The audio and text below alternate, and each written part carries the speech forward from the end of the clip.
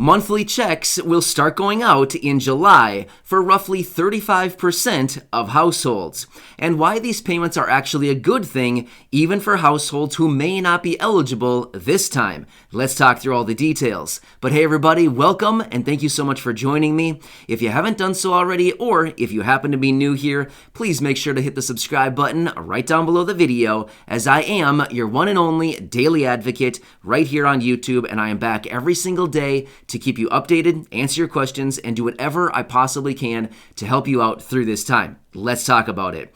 So these monthly payments that are going to be starting in July is actually in reference to the child tax credit that was just changed as part of this $1.9 trillion stimulus package. However, if you're somebody who does not have kids, please, you got to listen up, because this could also continue to give us additional evidence and information as to what Congress is thinking and what could actually be coming for other households who may not be eligible because maybe you don't have kids. So let's talk about that in just a second. However, let's quickly run through the child tax credit because some things have actually changed once again. So it keeps changing. It's like more people become even more eligible. More people are eligible for more money. It's crazy. Things like literally continue to change. So let's quickly run through this. So for any household, whether you're an individual or a married couple, you're possibly eligible provided you have kids under the age 18, as in 17 and younger. However, if your kids are between 18 and 24, you also may now be eligible for a payment. That is the change. So let's talk about that in just a second. So here are the numbers. If you have kids aged 5 and younger, and you are a single person earning under $75,000 or a couple earning under $150,000 of adjusted gross income on your tax return, you would be eligible for $300 per month per child for every child aged 5 and younger. That's going to be starting in July. $300 per month per child. That's going to be like pretty big. I mean, especially if you have a couple different kids. I mean, that's going to be pretty awesome, right? So if you have any kids aged 6 through 17, again, and you are within those income thresholds, you once again would be eligible for a payment of $250 per child per month going forward through the rest of the year, starting in July. Now, one common question I get on this, many people reach out and say, hey, do I need to have an income? I'm not working at the moment. I have zero income. Could I still be eligible? The answer is yes. In fact, they have changed that as part of this child tax credit once again this time. And yes, even for individuals who have zero income, you would still be eligible for this. So yeah, I mean, this is going to be like really, really big. Like I said, about 35% of households in the United States would be eligible to receive this starting in July. That's a huge, huge number. I mean, I did not run the math as far as the population of the United States and 35%, but it's probably around, just really quickly doing the math, like roughly around 100 million households. That's huge, very huge. I mean, that's really, really big. So again, these payments will start in July. How will they get your information? Well, if you filed a 2020 tax return and provided you claimed your dependents on your tax return, then you would be good to go and you probably wouldn't need to do anything else. However, let's say, for example, you didn't file a tax return because your income is too low and you typically don't need to file a tax return, or you don't have any income. That's okay. If you didn't file a tax return, or let's just say, for example, let's say you had a new baby in 2021. What happens then and they don't know about your dependent? Well, the IRS is actually going to be setting up a portal on their website, the irs.gov website, where you can actually go in and input all of your information and your dependents so that they have, the accurate information on you and your family so they can start sending out your monthly payments starting in July. Now, that portal is not ready yet. They're expecting that it's going to be up and ready for people to start submitting by July 1st. So I will continue watching for that very closely, and as soon as we get more information on that portal, of course, I'll bring that to you right away, and I'll let you know exactly how to get into it, what information you'll need, and how to walk through that whole portal so that you get your money that you have coming due to you, right? So this is pretty good. So you're probably wondering, okay, I'm going to get maybe $250 a month per child, maybe $300 a month per child going through the rest of the year starting in July. What about the rest of the money? Because I heard it was up to $3,000 or $3,600 per year. You're right. So here's how that would work. You would get the monthly payments starting in July for the second half of 2021. Then, early in 2022, you can go to file your tax return next year, and then you can claim the second half of the child tax credit. So, for a child aged 6 through 17, it would be $1,500 early next year. Once again, you would get back.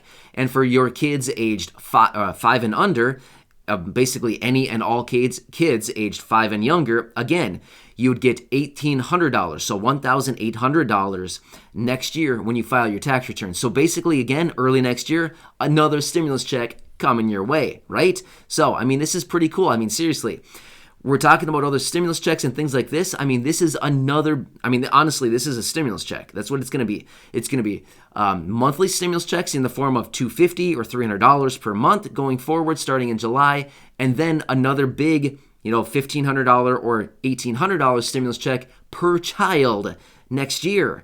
So for those of you who have a couple kids, I mean, you could be looking at several $1,000s throughout the course of the second half of this year, and again early next year, another wad of cash coming your way. All right, so what is the latest change on this new parameter, including 18-year-olds and up to 24-year-olds? Yes. So here's what it is. If you have an 18-year-old, provided, this is my understanding, this literally just came out. So here's what it is. My understanding is, if you have an 18-year-old and they are 18 through 18, 19, and through 24, you could get a $500 one-time payment provided they are enrolled in college. So, I mean, that could be, seriously, I mean, that could be any time of schooling after high school. So, I mean, it could be like, again, from my understanding, it could be a 4-year university, it could be a community college, it could be online schooling. Basically, if they're enrolled in any kind of schooling after high school and they are aged 18 basically through 24, you could get a one-time $500 payment once again on their behalf. Pretty cool, right? I mean, this change just happened just not that long ago. So again, once again, this is going to include a lot of more people. I mean, that's going to include way, way, way more households who maybe have older kids over the age of 17 and think, hey, we're left out. Well, don't worry. You could get up to that $500 one-time payment. So it's not monthly payments for these people, but it's rather a one-time $500 payment. So either way, better than nothing, right? I'd take it. So pretty nice. All right. So you might be wondering, oh, by the way, I do have some dedicated videos talking about this child tax credit if you want more information, but I basically just ran through essentially all the information you need to know. And of course, I will keep you posted over the next couple months here as we do get more information on the child tax credit. However, feel free to scroll back in my videos as I do have a couple more dedicated videos. So let's talk about how these payments to roughly 35% of households could actually be a really good thing, even for households who maybe don't have kids or who may not be eligible right now. For example, let's say people who are maybe receiving Social Security, retirement, disability, SSDI, survivors, VA, SSI, RRB, maybe you're low income and you don't have kids, all of these households. What about them? They're not getting any kind of monthly payments because maybe they don't have kids, or maybe your kids are, 25, 30, maybe they're 40 or whatever. They're grown up. Maybe they don't qualify. What about all these other households? Well, here's the deal. Congress is demonstrating that, hey, check it out. All of these families, this 35% of the population or households in the U.S., need additional payments on a monthly basis, otherwise known as universal basic income. We've talked about this before many, many times for many months now. But basically, Congress, by passing this provision to send out monthly payments to those families with kids, they're essentially saying, hey, all of these families need additional support. We need to start sending out monthly payments to all of these families. Okay, well, how long is it going to be until they realize, oh, wait, we left out a big portion of the population, like 65% of the population who, oh, maybe they're still in the same situation, but they just don't have kids. Maybe this other 65% of the households actually need some monthly payments as well, but yet they're not qualifying because they don't have kids. What should we do for them? Hey, good question. That's a head scratcher. I don't know. Maybe start sending them out monthly stimulus checks or monthly payments as well. So I honestly think it wouldn't be surprising at all to see some kind of separate bill or some kind of separate provision come out in one of these latest stimulus packages, the infrastructure package, the American Families Plan, one of these to come out and basically say, you know, we forgot about all the other people who need additional assistance right now. Let's work up this other bill, including families that are lower income,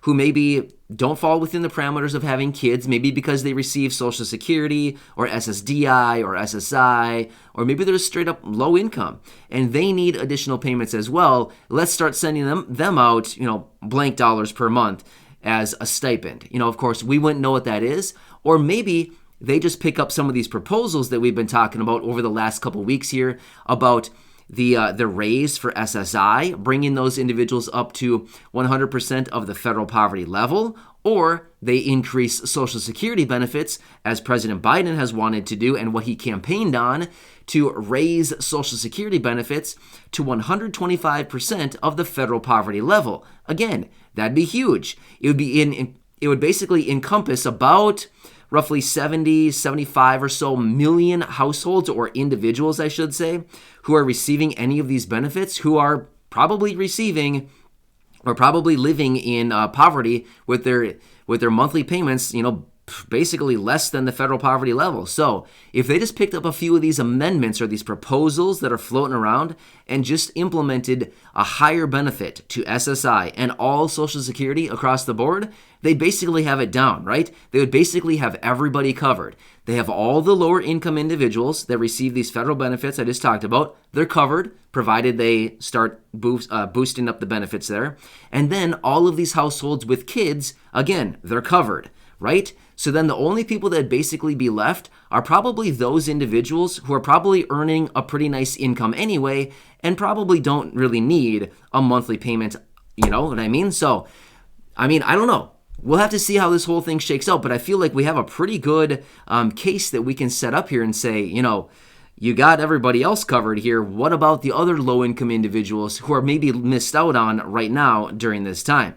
You get what I'm saying? So I'm really hoping that Congress will pick up some of these proposals to raise Social Security, raise SSI benefits, and start helping out some of these lower income individuals who really need the assistance right now, because simply a $794 SSI payment or a $802 SSDI payment certainly just isn't cutting it anymore. It's just not enough on a monthly basis. So, certainly interesting, but for those of you with the kids and the child tax credit, of course, I will keep you posted with more information as we get it, but either way, this is pretty cool. And for everybody else, don't worry, I got you. I will continue to be here for you every single day, and I'll do whatever I can to help you out through this time, and of course, I'll keep you updated. Thanks again for your support. Please make sure to hit the subscribe button right down below the video, and check out any of my other videos, or share this one or any others here on the channel with your friends, family, and social media. Thanks again, everybody. You're awesome, and I will see you again in the next video.